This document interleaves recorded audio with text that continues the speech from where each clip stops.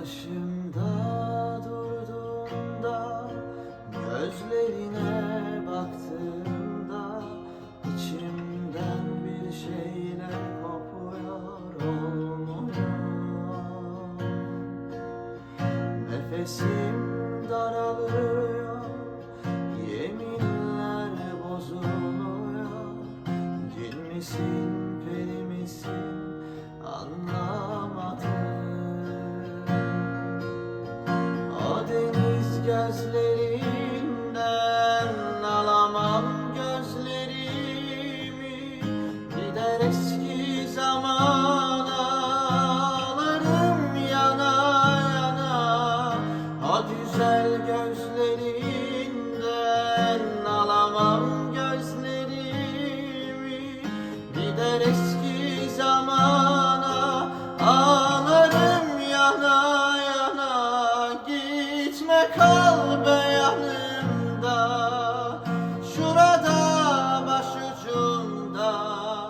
Sana kurban olurum, elveda deme bana. Ben seni el üstünde, hatta baş üstünde taşıdım, merak etme. Elveda deme bana.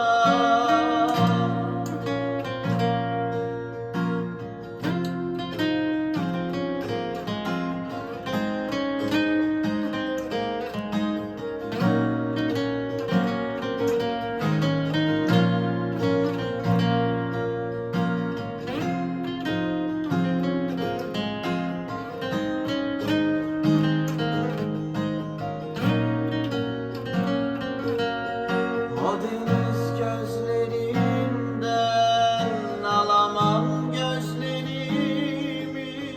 Gider eski zamana, ağlarım yana yana. O güzel gözlerinden alamam gözlerimi. Gider eski zamana, ağlarım yana yana.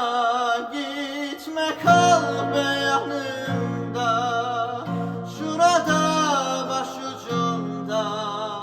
Sana kurban olurum, elveda